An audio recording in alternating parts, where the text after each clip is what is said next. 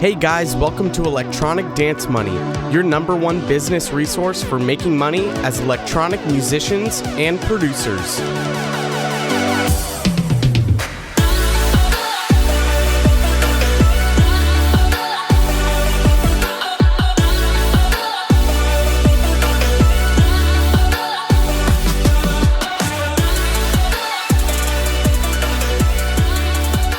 All right, welcome to the second episode of Electronic Dance Money, and today my guest is Cameron Bashaw. You're the owner of Neologic Studios, where you produce, mix, and master for electronic producers. You also do some marketing, consulting, a little bit of your background. You come from an audio post background. Now, what's that like? Because I don't know a lot about that world. It's very fast paced. Definitely. I'll have a project come in and it's in and out within like 6 hours or a day, and depending on because it's just, you're working on commercials, very short form audio. So it's quick and easy, but you got to know your stuff because they want it quick turnaround. For commercials, I mean, are you working on like a minute long commercial? Yeah. It depends on the budget or the size of the contract that I get, but for the most part, it's between 30 or 60 seconds, and then they might do cut downs or they might do alternates. So you might have one commercial, quote unquote, but within that project there might be multiple deliverables that they're going to ask for. And I think the most I delivered, I had one project that I was just doing the mixing and a little bit of sound effects in there and then mastering it. But we had 33 deliverables, and I turned that around in 6 hours. Jeez. Wow. That's a lot like pitch correction. Pitch correction is the same thing where people are looking for quick, fast turnarounds, and they're looking for someone who can do it as fast as possible, but get the best result. Those people always come out on top in terms of that. So let's go a little bit more into your background. How did you get started in electronic music? How'd you get into mastering, producing, mixing? What brought you into this world? And how have you been able to kind of stay in it? Oh man, it's such a messy journey, I'll tell you that, because I've been all over the place. Like I've worn so many different hats, and so for me, I started probably just before high school. Like I'd had computers all my life, and a lot of my friends were video game nerds and stuff, and we'd all play games together. But eventually it evolved to like, I want to be able to make music. By high school, I started getting into guitar. And around that time, I got my first recording interface. So I was messing around with, software. And at the time I was learning like Acid 2.0, which is like just at the advent of loops. Loops were just becoming a thing back then.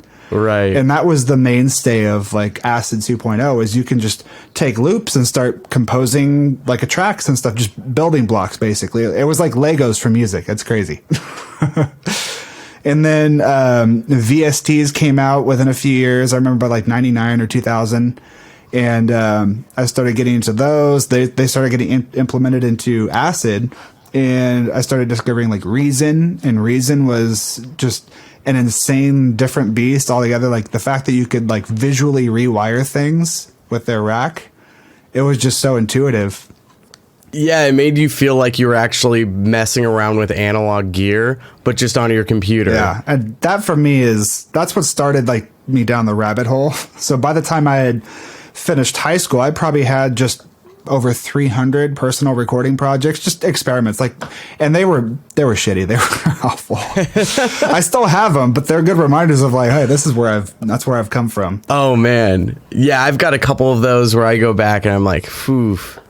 What was I thinking? Right. Before I even realized what a mix was, what mastering was. Yeah. I'm just discovering all that stuff. By the time I even exited high school, I'm just like barely discovering like what a compressor is, how EQs work, but I still had no fundamentals of like, this is what they're doing or how what they're actually doing to the signal. And so for me, my passion going out of school was that I was diverse. I was doing many things. I was painting, drawing, sculpting. And so in college, my first major that I declared was graphic arts because I love visual arts. I love audio. I love music. I was doing a lot of stuff all over the place and wasn't really sure what I want to do. I had passions and all that stuff. So my first degree ended up being in humanities just to get general ed out of the way. And then stepping into the world of recording, I went straight from one community college to another. I was checking out like Expressions College at the time. They were like $62,000 for a 2-year advanced bachelor's. And I was just like, no, that was 2005. They weren't even accredited yet. And we checked out a couple other ones like Chico State. And then I was, living up north, about Central Valley area at the time. And we found Los Medanos College, which is out in Pittsburgh. It's near Antioch. It's near Berkeley. And they actually had a really good recording arts program. And their studio is one of the better rated ones in the entire western half of the U.S. For a community college, that's speaking volumes. I jumped right in. I was like, yeah, recording. I love audio, I love music. So I went straight from one degree in visual arts to a degree in recording arts. And by 2007, the whole industry had shifted. Like everything was pretty much just all about video games, like game audio, interactive audio. So you weren't even like doing audio related stuff. You were just programming and scripting. You had to learn you had to learn programming language basically. There was still a lot of stuff going on in the field at the time for other things. Like I had applied at Pixar. I actually had a lead through my instructor at the time who helped me. He's like, hey, stay back after class. I want to chat with you. So he offered me an opportunity before they even went public with the position for audio video engineer position at Pixar's main Emeryville studio. And I thought that was really cool. From there, I kept, plugging in. There's a lot of stuff in the Bay, but there's not really a whole lot outside of there. So living in the Central Valley and having to commute was just getting really expensive. So I started turning more to remote stuff. And that's where I met a couple of my friends through some mutual acquaintances. And they had moved from Manteca to LA and started a production company. So next thing I know, I'm getting commercial work through them.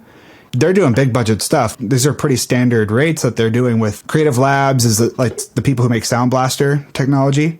And we're shooting several commercials for them. The first bat out of the gate, they had one. They just had me do audio post for it. It's like a quick $1,200 because that's 6 hours, and 33 deliverables later, I'm $1,200 richer, and I can just sit back and be like, all right, I'm done for the week. But that's the other thing about the industry is when it comes to that kind of stuff, if one goes belly up, how many other connections can feed you work? That was my hard lesson is, I was sitting pretty doing full time, just freelancing up until that dry spell where it's just that business just cut right off. And I didn't have any other connections to lead me back into it. So it's been a struggle. And that's kind of where relocating me to SoCal has kind of just spitballed into where I'm at now. And what year was that you were getting into the commercial stuff? 2012. That was 2012. Yeah. So how many years were you actually working on audio post? About 2015. So that's about 3 solid years. So you got a few years. Yeah, where I was mostly full-time at freelancing, and to the point where I'd even just left all my other part-time jobs and was just straight working from home. When you started to kind of see that transition come in where you're not picking up as much commercial work as you were in the past, is that when you started to transition into working on more mastering stuff within electronic music? What drew you really to electronic music? Was it your base of when you were in high school working in Acid? Yeah. So it's kind of like I said, it's a diverse, messy journey. So all the while I'm working at my part-time jobs, like at Best Buy, I had a buddy of mine that was super into like rapping and writing hip hop lyrics. This is back in 2009 where I met him, and we just kind of on the side, just for fun at night, I'd make a beat, he'd be writing, and then within like an hour or two, we'd have a song fleshed out. We'd pump out stuff, but we wouldn't be putting it anywhere. We were doing it for fun. We were thinking about like, okay, let's put this out. But it started to evolve into almost 10 years later. We've got a brand strategy. We've got a name that we really like and want to stick with. And, there's a message to it. So at the core of all the songs, they have a message or a meaning. And so we really like that strategy. We want to move forward with that. So we're starting to get stuff published, but yeah, that's just, it's been a long journey. And it started to around the same time that I had lost my production leads for all the audio stuff. I started getting back in touch with the local community up north where I was, and there's a lot of local music acts that were quite diverse. I was dealing with a glam rock band at one point. So I produced a lyric video for them. I helped them do a lot of like administrative stuff, help their manager learn about the publishing side of business, how to file copyrights, and just crossing their T's, dotting their I's sort of thing, and learning how to be a business. And that's where I started developing to this consulting thing that I do, because a lot of artists don't understand that. That's a big thing that I deal with too, as well. In my studio, when I'm mixing and mastering, I get a lot of clients who are they're not super new to producing. They're still young in their careers, and they don't know a whole lot about artist development, branding, creating content, and consistently putting out that kind of content. So I'm doing the exact same thing. A lot of these producers I bring in and I kind of help them throughout the lead up until their release. So whatever track they're having me mix or master, right, I'm going, okay, well, what are you doing with this track? Are you sending it to a record label? Are you wanting to self-distribute? Because I can guide you along that entire path and help you out with that, with that whole situation. Well, even if you look at the way that the labels back in the day, the labels were the gatekeepers, right? And there was a formula to like, hey, everybody had a role. Everybody had a specialty. You would have a songwriter as just a songwriter. Like all the stuff that Elvis put out, those are songwriters. Then he was just the performer, but he was the mainstay. He was the front man of that talent. And nowadays, technology's made everything so accessible to everybody. It's really lowered the bar. It's democratized our entire industry. So the doors are blown wide open. Anybody can come in, but at the same time, it helps if you have people on your team that know how to guide you through to that next step. Yeah. I think a lot of producers have this stigma in their head that they need to do it all. They need to be it all, and that's it. They need to do all the mixing. They need to do the mastering. They need to do the promo. They need to design their own cover art, all of that. And they're taking away from everything that they're wanting to do, and putting so much time and energy into something that they can hire someone to do, or if they make the right connection, someone will help them either connect them with someone to do that, or they will be able to do it for them, and they can just focus on what they love, which is the songwriting and producing. Right. Let's dive into some of the topics of today's episode, which is about mentorship. I reached out to you, what was it, probably a month ago or so, looking for people who have either been a mentor or they are a mentee, anyone really.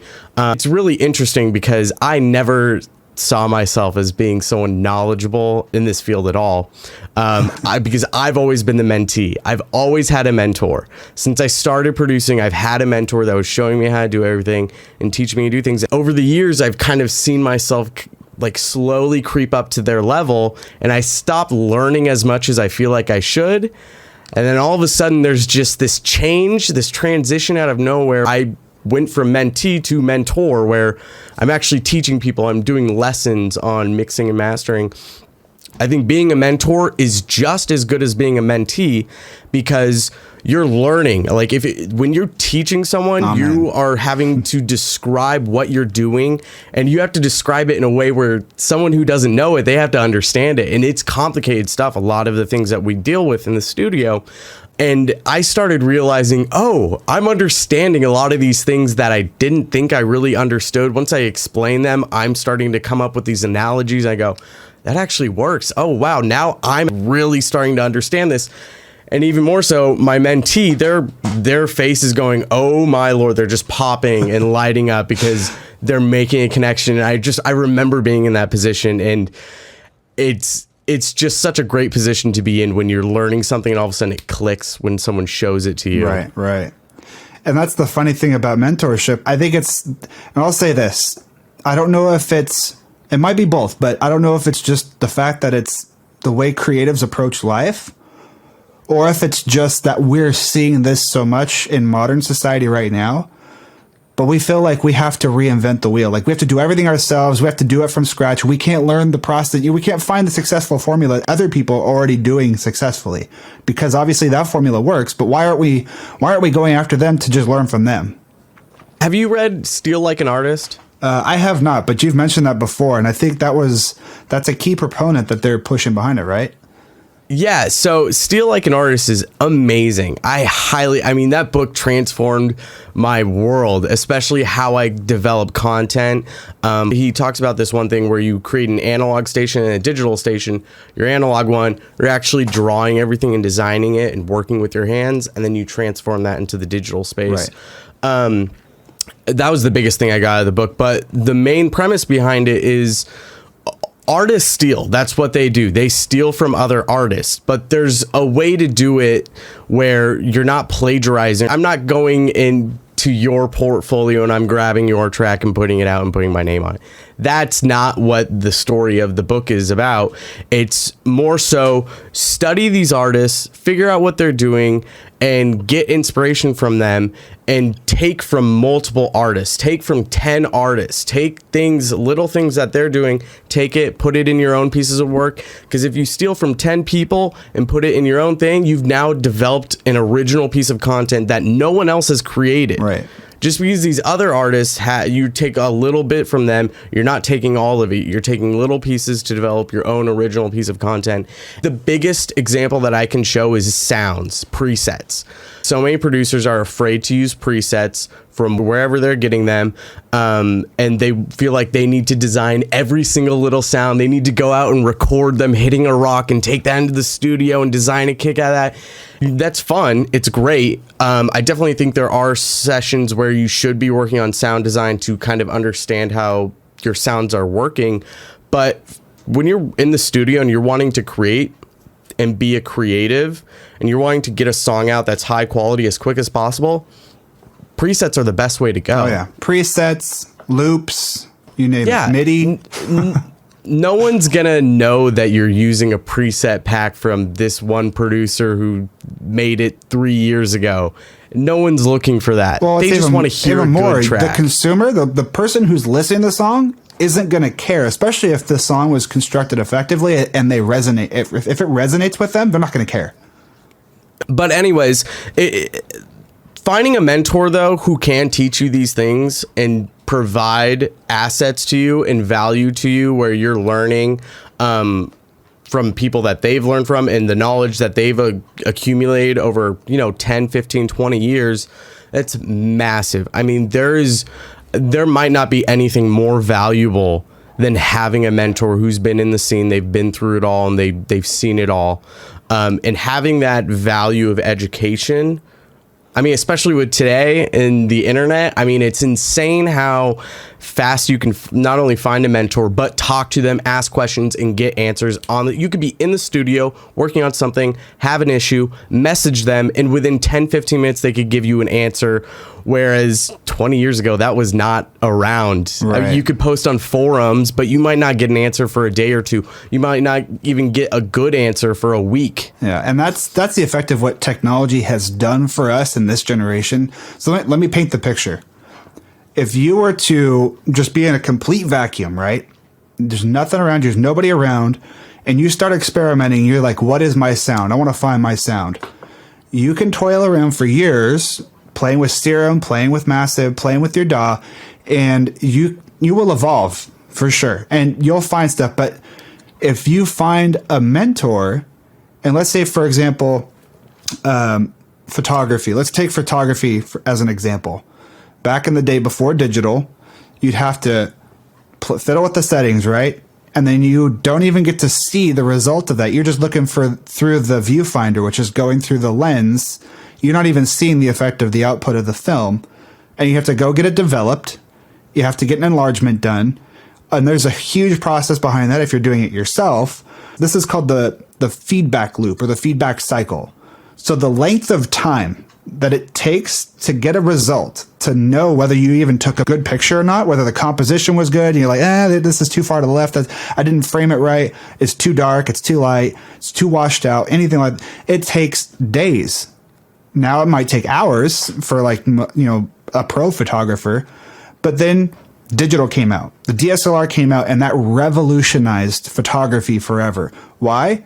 Because the second you snap the picture, you can see the result instantly on the screen and know, did I take a good enough picture? I need to retake that one. And so that feedback cycle went from days to hours to mere fractions of a second. It's instantaneous. So if you look at that in terms of music production or growth, you want to grow as a producer, a mentor is going to help accelerate that feedback cycle. Technology has changed everything. I mean, the fact that you can befriend someone on Facebook who's been in the industry for as long as it's been around, and you can ask questions and they can give you answers instantaneously. I mean, that's just, there's so much value in that. Let's talk about looking for a mentor, because that's, I think, the biggest struggle with a lot of producers. So if we look at it from the three parts that, that we'll break it up into three parts. So like, what can mentorship do? And then I would even go further to say identifying a good mentor, because let's take it from experience. Like, hey, if you reached out to your parents for parenting advice, there's a pretty good chance they're going to have good advice because they're experienced with that. But most people with a working class family, if you go to your parents for business advice, they may not be the best person to go to for business advice because they haven't successfully built a business. So looking for the right person for the right thing that you're looking to learn. That's step number one, is be clear with yourself about what you want to learn or what you're looking for. And that'll help you identify who might be a good mentor to go to. Then all it is just step number two is like looking for the mentor. So yeah, if we're looking for mentors, I mean, we take, for example, the Six Figure Home Studio podcast, Chris Graham, he learned from dentistry. You can look for somebody in a different industry. It doesn't have to be in the same industry. I think you hit a really good point there, which is finding a mentor for what are you wanting to do? If you're a producer and you're wanting to be, you want to be busting out tracks, you want to be putting out albums, putting out EPs, you want to be a touring artist. If that's what you're wanting to do, I think the next step up would be to find someone who's done that or is on their way to doing that. Like, if you're wanting to be, because I know a couple of people who are producers who want to be audio engineers, they'd rather mix and master. Right. And so from that point, you don't really want to find a producer that's going to teach you that, because they're working on something else. They're working on putting out tracks, trying to network, be a DJ, getting shows. So if you're wanting to be a mixing engineer or an audio engineer, you're obviously going to find someone who's doing that, because they can teach you the ins and outs and they'll go into the business side of things. Let's start with just an exercise like, who's your hero? If you look at, as a producer, my hero is, Virtual Riot or Excision, name it, whoever's at the top. Obviously, we're looking at the very top of the industry. These guys have massive appeal. They're globally known. Of course, that name is going to be a household name with the stuff that we're involved in. For electronic music, those guys are huge. Or you can go way back. We can reach out to Tiesto or BT or you name it, ATB. But if those are your heroes, that doesn't mean they're off the list, but they might be really hard to get a hold of, especially if you're nowhere near them. And yeah, the internet's a great place, but sometimes the limited communication avenue, the channel of communication, if it's limited, it might be harder to get their attention, especially because in this day and age, they're probably getting just as much noise as you're having to sift through to reach them. Yep. Definitely. The more I'm involved in the industry, the more I realize everything is a very slow climb. It's the same with your mentors. I'll explain this a little bit more. When I first started producing, that was back in 2013, I think it was, and I met my first mentors, who were called Rubicon 7 at the time, and then they eventually changed their name to R7. It was a husband and wife duo, and I remember I was talking to a promoter in town. This is when I was in Boise, Idaho. I was talking to a promoter trying to get shows, and I was sending him some tracks I was working on. We ended up hanging out, and then he's like, "Oh, let me connect you with these guys. They're great. And I've heard their music before too. And I actually saw them when Tiesto came to Boise. What? They opened up for his show. Oh, nice. I remember he was telling me he's going to introduce me to them, and I was like, "Holy shit!" I knew who they've had. Big fucking tracks. I think every single one of their releases has been on the top 10 releases or top 5 releases on Beatport. I was gonna say R7 sounds really familiar. They were putting out good music, and their shit was always going to the top of the charts. It was great. And but they weren't huge. They weren't touring. They didn't have an agency behind them. They weren't managed by anyone. They were doing all the stuff themselves. So they weren't out of my means. I'm sure if that promoter wasn't there, I know I could have messaged them on Facebook and they would have given me a response because I was a local in town. Right. If you're, I mean, anywhere. I was in Boise, Idaho. That's a small place, man. It's not that big. Everyone knows everyone. I think the metro area is like 500,000 or 700,000 people, but in Boise it's like 200,000. Wow. So it's big, but it's not that big. Connect with people locally because if you can, and this goes into if you're wanting to DJ, where are you going to start? You're going to start locally. You're not going to start in a city that's 2,000 miles away. That's not where you're getting booked. That's going to be expensive just to travel. Exactly. You're going to get booked locally. So what you want to do is look for those producers who are above you, who are in the scene, they're playing shows. If you can figure out how to connect with them, that's going to be your best shot for getting your first mentor. And that's going to start bringing you up notches. You're going to start leveling up from there and getting better and better. And you're going to notice in your productions. And that's going to transition online too. People are going to hear that. They're going to like it. And then you can slowly move up from there. Eventually, what happened with my mentors is I got to a point where I just wasn't learning a whole lot from them. And we became more friends than anything. That's what it turned into. It just turned into a really good friendship. And from that point on, I actually found another mentor, which is Noah Neiman, who's a guy here in Austin. And he's toured with Tritonal before. Wow. He's released on Armada, Revealed. Armada's huge. Yeah, he's released on big labels, man. Yeah. He's local. Here's the thing is I went from in Boise, I got a local mentorship there. I moved away to Austin and I was on a different level than I was in Boise. So I needed to find someone who could pull me up even higher than that. And it started out with a message on Facebook. That's exactly how that mentorship started out as. I went and saw Tritonal. He was opening the show, and I just sent him a message. I found his personal Facebook. I said, hey, I love the show. You killed it. He messaged me back within like 30 minutes. He was like, thank you so much. I appreciate it. And then I told him, hey, would you mind if I just sent you some tracks every once in a while to get some feedback? He said, no problem. Yeah, anytime. And that's how it started. I started saying awesome. Tracks. He started giving me feedback. And from there, you see your progress. Now it's time to find another mentor who's above that, who can bring me even further. Right. Climbing the ladder. Yeah, it's funny you mentioned that because when we're looking at B2B functions or in-person networking, there's all sorts of opportunities and you have to think outside the box. So for producers, it still might be worthwhile to look at engineering backgrounds or other associations. So like, for example, I started getting really heavily involved with my Audio Engineering Society chapter, which is AES, and they were in SF. So I was going back to the Bay, about end of 2015, 2016. And then they were hosting listening parties at Mastering, which is a glorious like mastering facility. And it's run by a world-renowned mastering engineer, Michael Romanowski. And this guy's amazing. Super, super awesome dude. I was very humbled to be able to sit down with them and we were chatting and stuff. So we had a listening party at his place. And while I'm there, I get solicited I get commissioned for doing a remix for John Cunabirdi, which is the mix and master engineer for Joe Satriani, which is a huge rock guy. He's a solo guitarist that's put out probably a dozen or so albums by now. And I was like, wow, that's cool, because I used to listen to Joe Satriani stuff a lot when I was growing up. I was like, this is awesome. I would love to. And so we negotiated the rate, and I did, probably 4 or 5 hours worth of work, sent them off a rough demo and stuff. And you never know what's going to happen while you're there or who you're going to run into. So you have to be open to opportunity. All you're doing is lining yourself up under opportunities.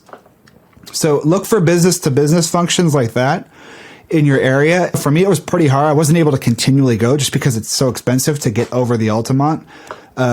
And deal with travel and the commute times and stuff. It's a real commitment, especially when you have a day job on top of that.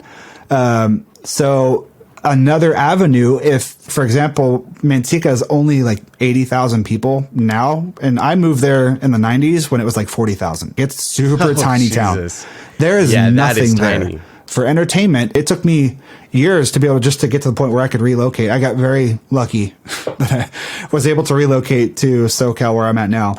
But a lot of people don't have access to resources. So online resources, and like we were talking about earlier, the internet, it can be a mess, but there's still remote mentorship capabilities, and you have to find the right Facebook groups to penetrate. Like for me and you, we're a part of Producer Dojo.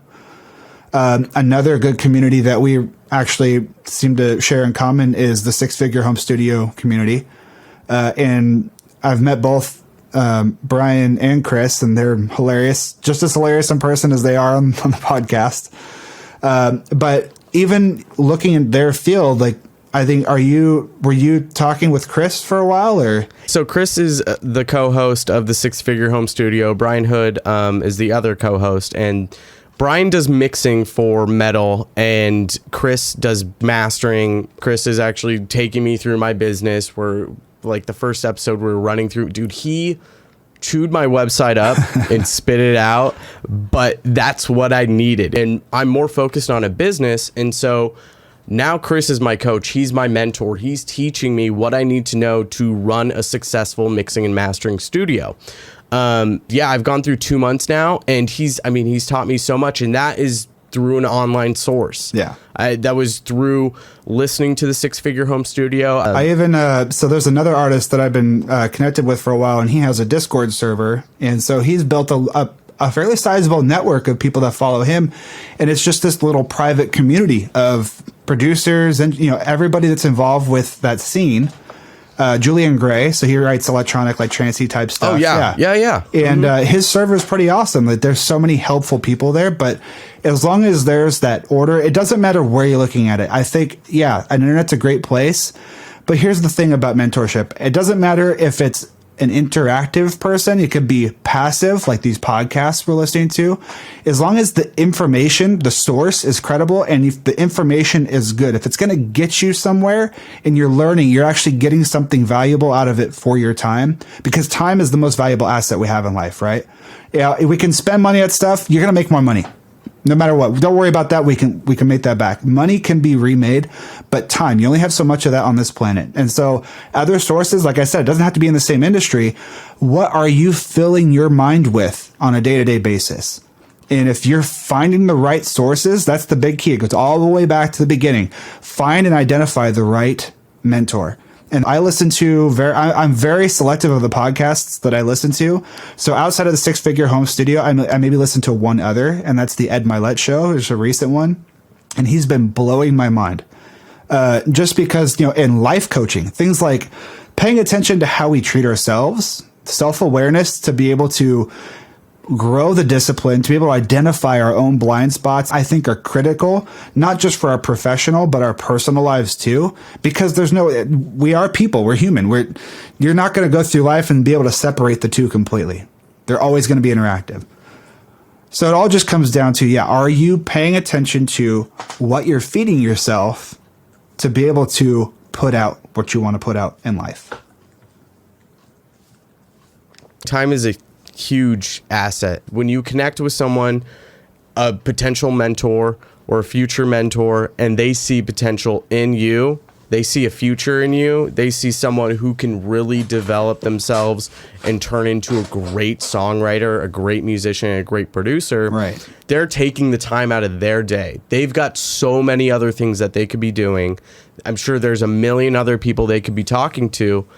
But if they see the potential in you and they want to take the time out of their day that they're not going to get back and put it and invest it in you, that is huge. Absolutely. And the last thing you want to do, the worst thing you could possibly do, is pick that up and just throw it away. Yep.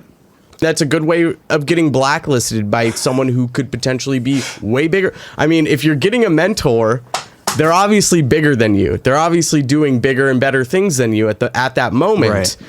And if you just slap them in the face, they're going to remember that. And I guarantee they've got a lot bigger of a network than you do.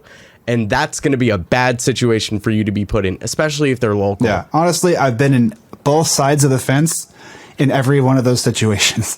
I've been through it all. But you know what? Here's the thing. For anybody who's listening right now who is maybe thinking about looking for a mentor and they don't know where to start and they've never started before or something, if fear is holding you back, that's the wall. You got to bust through that wall. Don't be afraid to get started. Do it now. Take massive action. Don't wait, because the more you wait, the more you build up anticipation, and the more it's just going to make you psych out. Like, you're going to psych yourself out to the point where you don't even try. And believe me, I've been there. I've done that.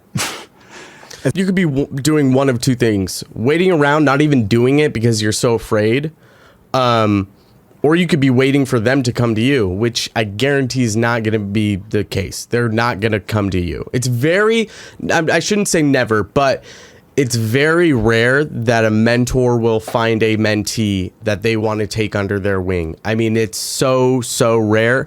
And if that's the case, if you're waiting around for the right moment, they could be taking someone else under their wing right now while you're waiting, while you're wasting time.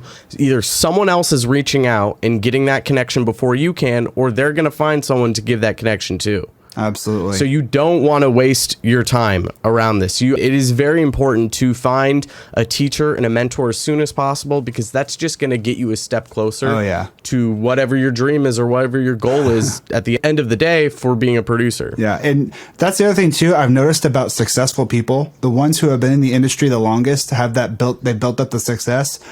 They've built up their bullshit meter. Like they can sense the time wasters from the go-getters. And it's not, don't take it personal, because I believe everybody has the potential to do great. Everybody has you have a dream, you have a purpose in life, and it's just a matter of connecting with that best part of you that knows how to go get it. And that takes work, because we're not perfect. We're imperfect human beings, and we've got to work on our flaws. But the ones who work on it, the ones who it'll start just clicking. And that's the ones that they sense. But let's say you're a new person, right? Or you've never dealt with a mentor before, and you want to approach somebody. You're looking for somebody in person. So I'll give you my experience. I went through this recently. I reached out to I was at that listening party. So I demoed our song for my artist profile. We debuted our first track, and it was like this chill step track. And obviously, I'm dealing with an older crowd at the listening party. There's a lot of older engineers. There's guys that work at Dolby there. There's guys from Universal Audio there. There's big names in the room. And it felt pretty good because I was able to impress them with my track. And then afterward, I was asking Michael Romanowski if AES chapter had any mentorship programs through AES. He's like, yeah, no, they don't really do anything like that. However, and this is where I jumped on the ball. I immediately I come off as like, yeah, I am definitely serious about it, whatever it takes. And so I would say this: if you're looking as somebody as a potential mentor, the very first step is don't be afraid to approach them. Just take the initiative and reach out, because I guarantee you there are 10 other people in the room that might be wanting to do the very same thing as you, but they're too afraid to make that step. You're already bolder than the rest for taking that initiative and just being like, hey, I'm here. I mean, that's exactly what I did. And as you're saying this, approaching, whether it's in person, and email is the same way. An email is one of the best ways to connect with someone, because it's non-intrusive. They can read it and respond whenever the hell they want. And an IM is the same way. And that's exactly what I did with Noah. I took the initiative. I saw an opportunity. I saw someone local in my scene who's connected. And I thought, this is a huge opportunity for me. Let me reach out to him through an IM. I mean, he responded. That's awesome. Within like an hour, he responded. Yeah. And he was totally humble, completely nice. In the moment, I was that person. I was afraid. I mean, I had his profile pulled up, and I was looking at the message button. And I was going, am I going to do this? This feels weird. This feels icky. And it will. It's going to feel gross. That initial first approach, it feels weird. But once you do it, once you get over it, once I hit that send button, I did, like, butterflies hit me. I was like, what did I just do? It feels so much better, I just right? made my, yeah, I was like, it's like if you've never been to the gym before and you're trying to start working out and you're moving the weights and you're like, This feels awkward, and you feel like all the eyes are on you in the room. I know they know I stick out. I stand out because I suck at this right now. But afterward, if you just grind through it, you did your workout, right? And you're leaving the building, you feel pretty good, right? Oh man, I actually feel really good. I feel a lot better. I've heard Ed Milet say this actually, and he said, when it comes to things that we do that lead to success, we don't feel the effect of, or we don't see the effect of, for by 6 months to a year. That's a huge buffer, right? So we talk about that feedback cycle. There's some things that we just cannot shorten that cycle of. And that's this, whatever that success means to us, the thing that we're trying to grow, it's going to take time. So the habits and the things that we're doing now to build on our success, if that takes 6 months to a year to do it successfully, we have to be patient.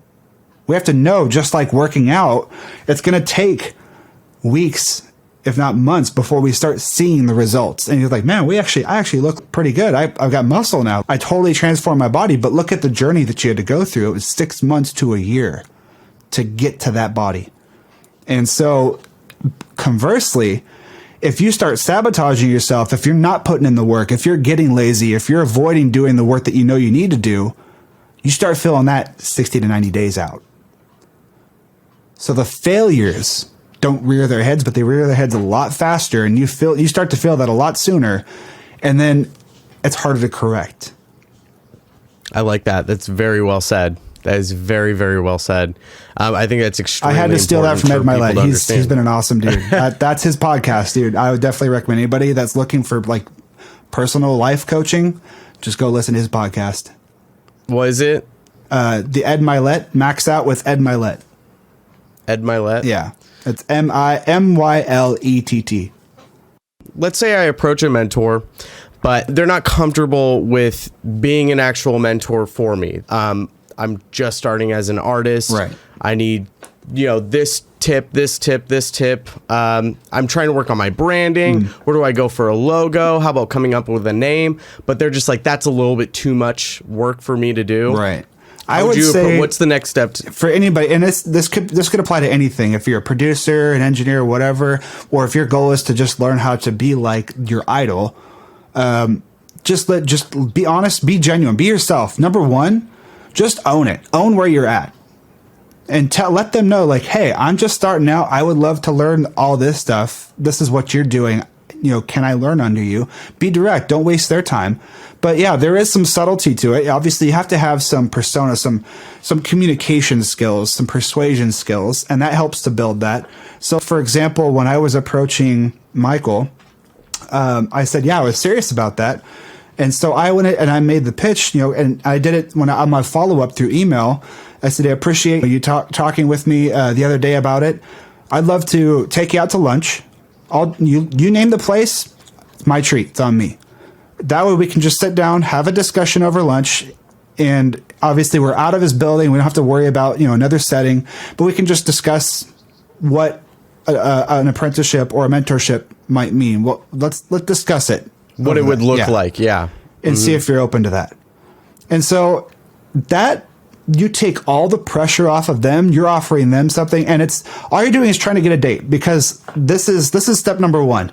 I think people, and I've been learning this with my financial business on the other side too, because I do life insurance sales and financial advising as well.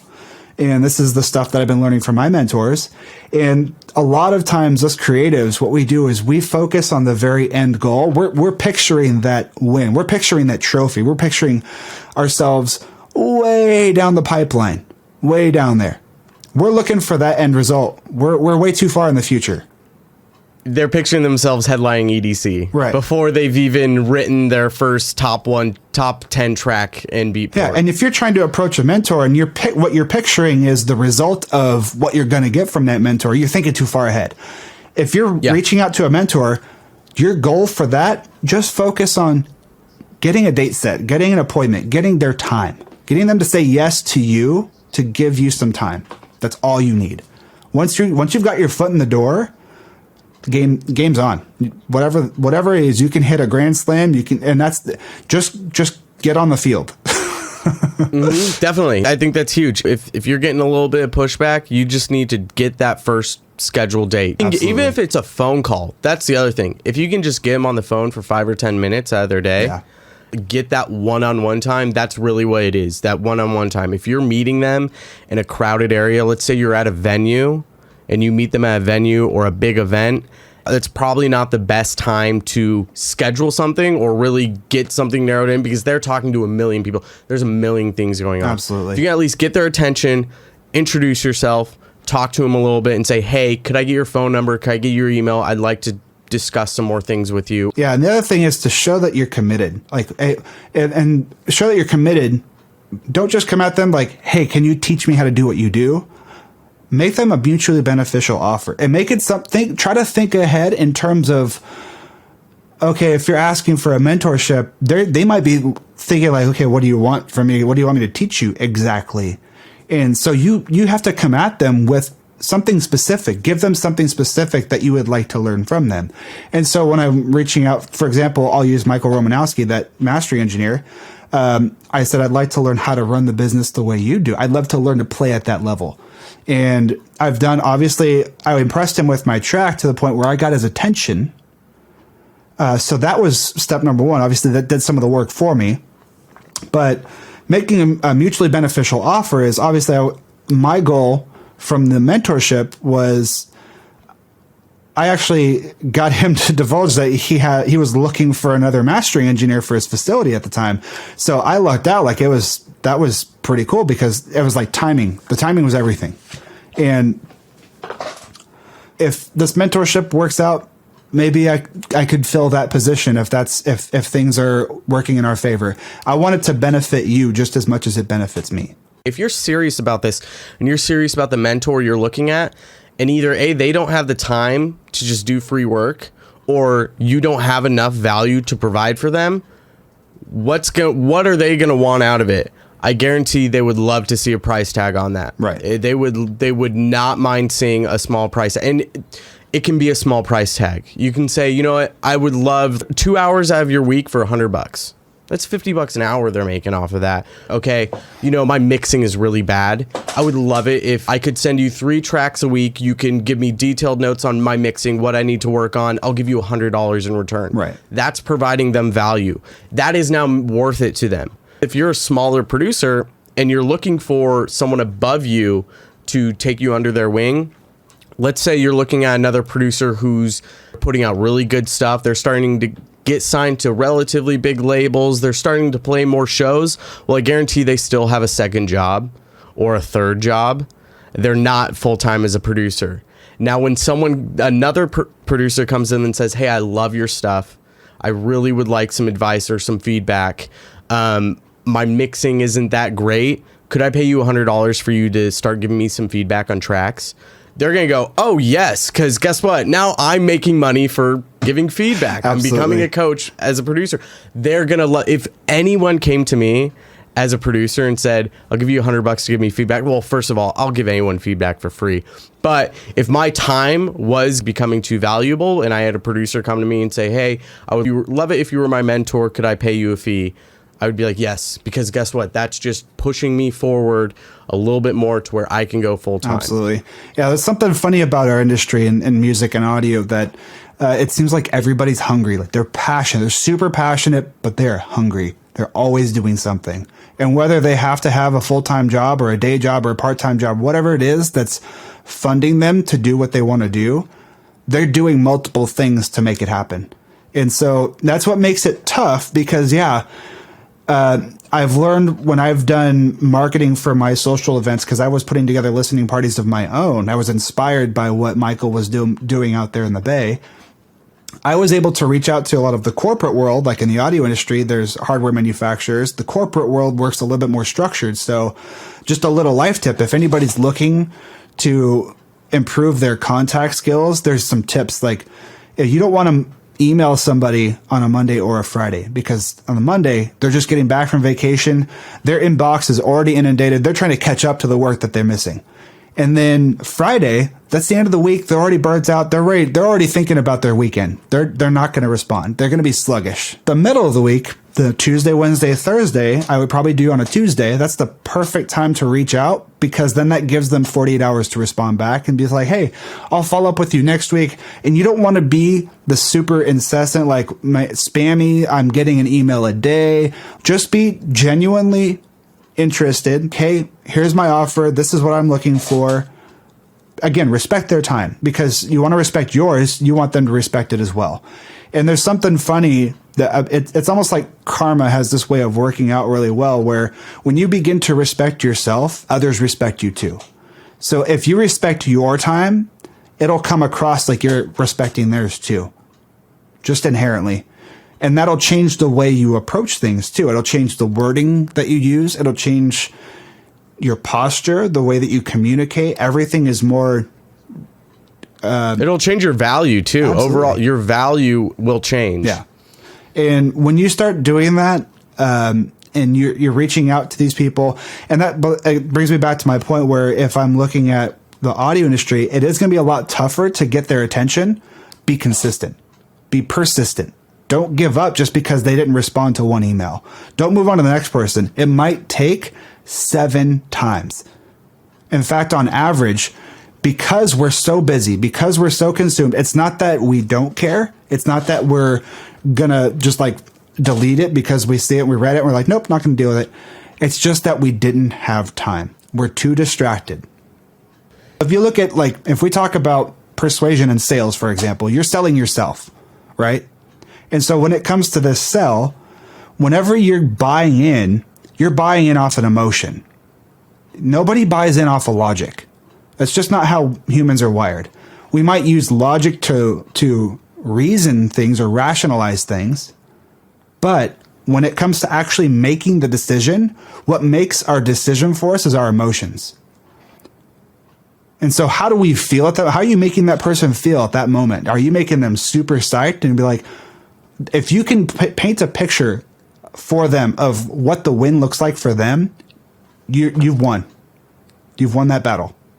Yeah, you're looking for the win for them. So if I said, for example, I want to go to this master engineer because I love the way he does his work, I want to play at that level, and I believe I would be a good asset to your business. I would love to help you take it to the next level. I can tap you into a younger audience than you're currently dealing with. What I did right there was I said, hey, I'm willing to bring a market to you. That's a win. If he's hungry, he's going to take it. And the way you can apply this as a producer is your fans. How many people are on your social media who are commenting, interacting with your posts, sharing your stuff? How many streams? Can you show them streams on Spotify so you can be like, listen, I have a fan base, people who are listening, and they'll look at that and go, oh, those are fans that I might not have that I could potentially pick up as well. So they're seeing value in you, where if you guys do a collaboration in the future, I mean, you're opening them up to a whole nother market of other people as well. That's brilliant. And collaborations is part of mentorship too, because there's so many different ways that you can elevate your production game just by learning a way that somebody else is working. Cameron, how can you prove your worth to a mentor? You send them a track, they give you detailed notes. Now, how do you prove that what they just did for you, the time that they've spent for you, is worth it? That's such a deep question, man. You have to picture yourself going for that barrier. Whatever it is that they're challenging you with, they should be challenging you with enough that you feel like you just barely can't do it. And you know what? You got to push yourself to go beyond it. Like, hey, I'm learning, I'm struggling. If it's a struggle, you're going the right direction. Proving your worth is really about stepping up to that challenge, taking massive action, not waiting, not don't get discouraged either. Yeah. And just thank them for the opportunity. If anything, like, hey, I might have failed at this today. Give me one more day. I'm trying to do this. Whatever. If there's a timeline involved, and I think this is what it comes down to. Do you believe in yourself? If you want to prove your worth, start proving it to yourself first. You have to believe. In fact, just commit to believing right away. The moment you've gone for it, you've already started. So even if you've already started, now you got to believe even harder, because if they're challenging you with something, be like, no way, that's impossible. Well, right away, you have to stop yourself right there in that moment and say, you know what? If he thinks it's possible, I need to believe that it's possible. I'll get there. If you're a producer and you send your track to a mentor who's a bigger producer and they give you detailed notes on feedback, they're giving you feedback, understand it's feedback. Also understand you're in a creative space, so everything is subjective. They might hear stuff. I mean, I've sent tracks to mentors plenty of times where they're like, I don't like this, this, and that. And I go, okay, that's a personal preference. I like that. I wanted that to be like right. that. But you can't say, that cannot be your answer for everything. If they take the time to send you detailed notes on things that you should work on with your track or issues they see, you can't say, well, I meant to do all of that. What are you doing? You're roadblocking. You're saying, what you just told me, yeah, that's not accurate at all. I wanted it all to sound like that. So you're wasting their time. Well, the best way to approach it is be like, thank you so much. Every time I get feedback on anything, I'm so appreciative because they took time out of their day to help me out with things that I'm struggling with. And I wouldn't have found those things that I was struggling with had I not had someone directly tell me this is the issue with A, B, and C. And the best way to approach it is be like, thank you so much. I appreciate you taking the time. I'm going to go in the studio and work on this stuff right now. And really go through what they're telling you, work on it, listen to the difference of what you had before and after. And I guarantee you'll be like, oh, wow, that sounds way better. When you're done, if you've gone through and fixed all of the things that they said you need to work on, pull your track into a new project, your exported MP3 or WAV file, and pull your old file in and A/B them. Right. And listen, because you will hear the difference. You get this excitement. You go, whoa, this is huge. I found someone who can help me out with all these issues that I've had for so long. And you're going to appreciate the time that they take even more. And you're going to send that track to them, and they're going to listen to everything you did. And they're going to go, this is brilliant. Yeah. This producer is taking what I said, working on the studio and actually working on those corrections. And that starts clicking with them. This kid's worth it. Yeah. This person is worth it. They're working on what they need to work on, and your next track's going to be even better. And that's they're going to be more excited to work on it with you. As mentors, they're investing time into you as a mentee, and that's a key thing. That's a key factor that all you have to do to prove your worth is respect their time. Obviously, how are you going to do that? To show your gratitude. Show your gratitude for them, even if you failed. Like if you're struggling, you're still not learning it, and it's been however many weeks or months, and it's still not clicking. Just hey, I appreciate your time. You're doing so great just to help me out. I'm still willing to learn. Don't give up. Just keep showing up. And when it finally pays off, it's gonna feel good for them too, because they're the reason they're even taking on a mentee, or they're willing to take you on, is because they have some sense of wanting to give back to the community too. And so they want you to succeed. They want you to win. And here's the thing. Everybody roots for the underdog, but nobody ever envisions themselves being the underdog or what it's like to be the underdog. All the work and sweat and tears and blood that had to be, you had to go through to be that one before you come out on top. So the ones that struggle the most often have the biggest success. And if they've failed so many times before it finally clicked, it feels that much better to hit that win. And you know what? Your mentor is right there along your side, and he's like, dude, you killed it. This is it. This is what we've been waiting for. That payoff is immense. When I first had mentors, the first mentors I got with R7, it was a struggle for about a year. I mean, it was blood, sweat, and tears. No track was good. Oh, man. They got better. They got better, but they weren't great. Right. It was always a massive list of things I need to work on. But I do remember the first time that I sent a track to them and they went, wow. And that was huge. That was so difficult to get that. Oh, yeah. To get that wow. I mean, it was so much time grinding in the studio, working with them giving me notes and me working on those notes. And when I got that wow, there was no better feeling than that. It was just getting that acceptance of approval, and I just knew I'm up another tier. Yeah, but even then, before you got that win, you still kept showing up. You're like, even though you fail, you keep bringing failures to them. They keep sending you back to the board. You're like, please, sir, may I have another? Please, sir, may I have another? you keep showing up. That's what shows your worth. That you're going to keep, and that's the thing is, if you're taking the initiative to keep following up with them, if you reach out to them, you do all the work for them. They're just like, oh, cool. He's willing to follow up. He's scheduling the dates for me. Like, yeah, I have that free. Let's do that. That takes all of the work out of their hands so they can focus on just giving you the best plan of action possible. I think that's about it. Let's, do you have anything else you want to talk about? Yeah. So if we're going to recap on, mentorship, just obviously looking for mentors, it means more than just looking for a person to train under. It doesn't have to be in person. It can be online. It can be remote sessions. It can be passive. It can be a podcast. It can be a YouTube channel. Whatever source of information that you can filter down that's going to give you the best chance to accelerate your growth. That's what you're looking for. You're trying to filter out all the other noise in the world and just hone in on that one thing that's going to help you with what you want to accomplish in life. That's really what mentorship is all about. But it doesn't have to be active. It can be passive. Now that you've that's the hardest part probably, is identifying what exactly do I want to do? What do I want to be the best at? Who's my hero? Who do I idolize? Who am I looking up to at the top of the industry? That way I have a clear path. I know what's up, what direction up is for me. From there, it's just about looking for those mentors and taking it one step at a time. And obviously it's easy to find the ones at the very top because they have the most visibility, but it can be somebody right above you or even adjacent to you with a little bit more experience than you in that subject. So being clear on what subject it is you want to learn from them, that's another big help. But looking for mentors can be done anywhere. Again, business to business functions, find societies, the ASCAP Songwriters Expo, A2IM, which is a publishers association. There's so many things in the music industry, and it's so big and so diverse. Think outside the box and connect with people outside of the immediate thing. Like, you don't want to just connect with other producers. You want to connect with other people who are doing roles that might supplement what you do.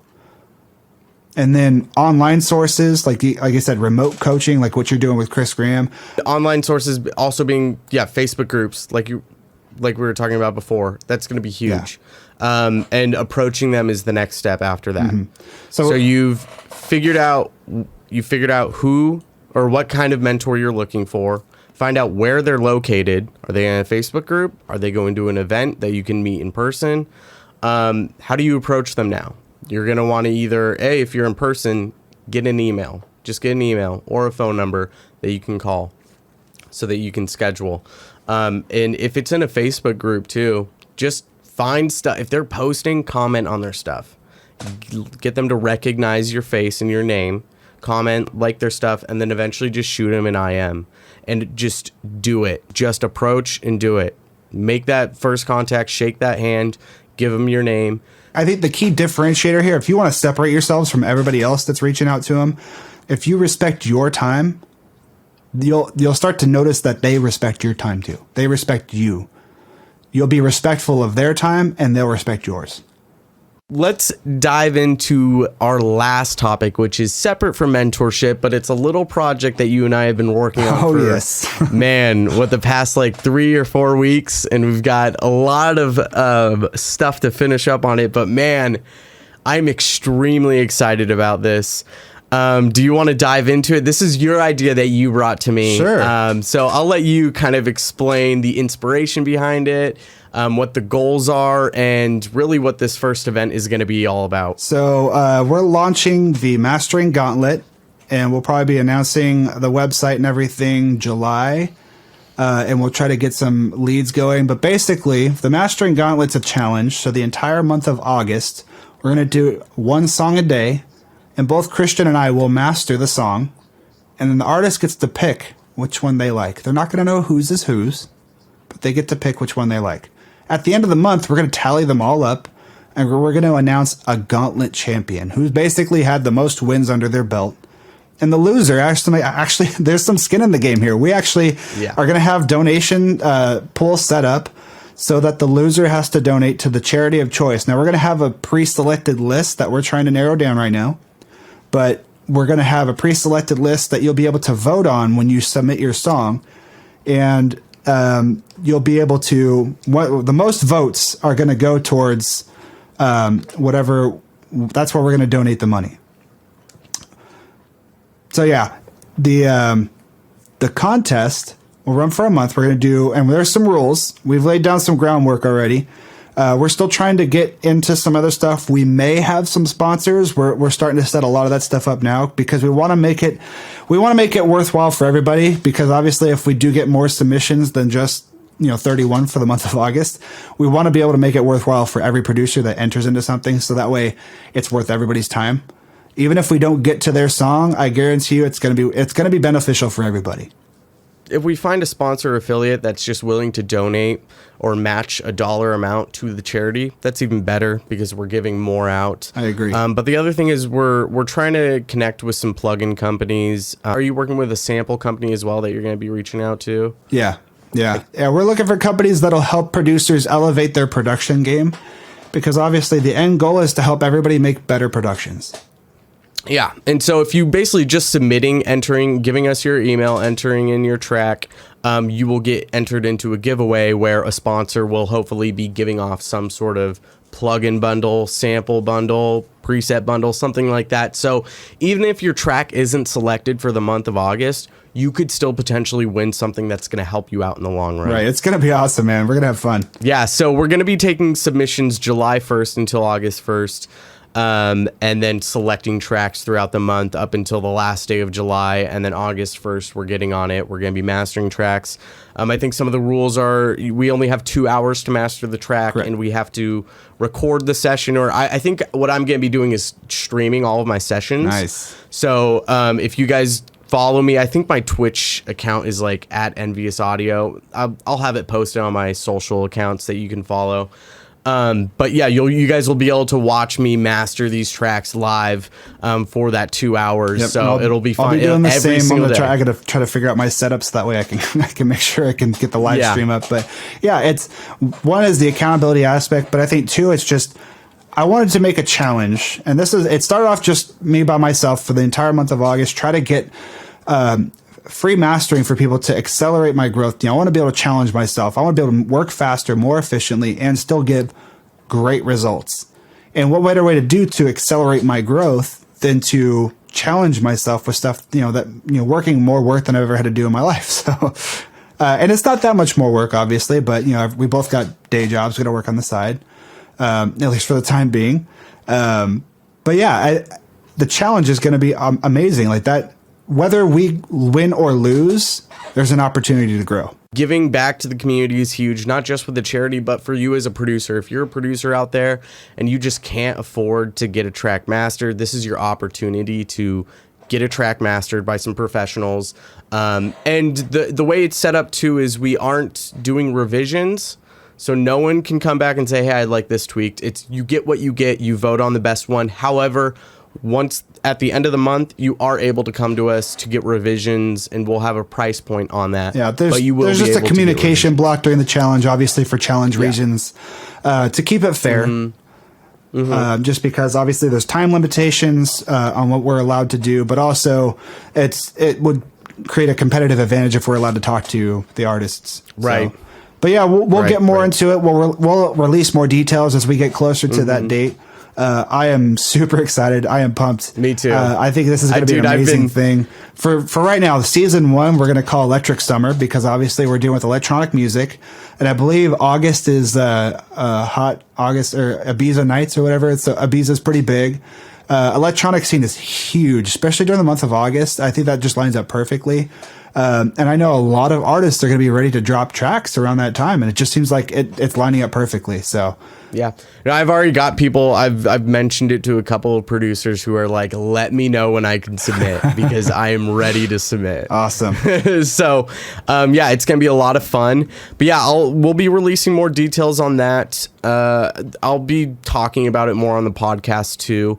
once we get closer, and I'll provide some links where people can go follow once we get closer to that date. Yeah, and hopefully we should have the website up early enough that we'll be able to have the website available once all of the info is ready and to be able to share. But people can at least read, maybe not submit quite yet, but they can read about the event, about us as audio. We'll have all the rules on there. We'll have a FAQ on there. It'll be set up and ready to go.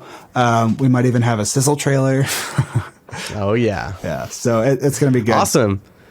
Well, Cameron, do you have any plugs? Anything that you're doing that's coming up? Where can people go find your stuff? Where can they hire you as a mastering engineer? Yeah, so if they go to www.neologicstudios.com, that's like Neo from Matrix, and then Logic and studios.com.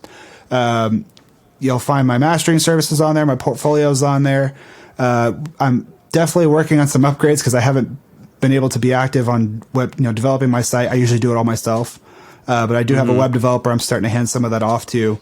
Go there, check out my site. If you're looking for mastering, I do free master previews and mix critiques. And then from there, if you still want the serve, if you like what we're doing, you can just, pay for it right there.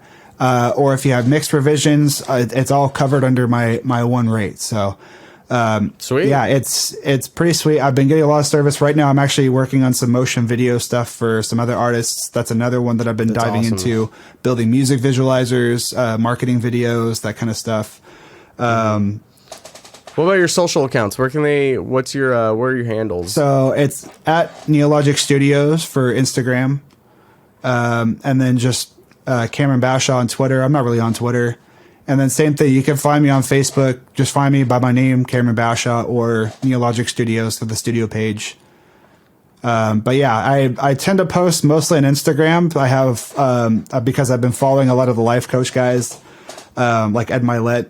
All of my studio posts lately have been about life advice. So if you're looking for that extra edge that pushes you to just keep pushing forward with your goals and your dreams, definitely give me a follow, and follow Ed Milet, and follow the guys that I'm reposting from or I'm sharing with.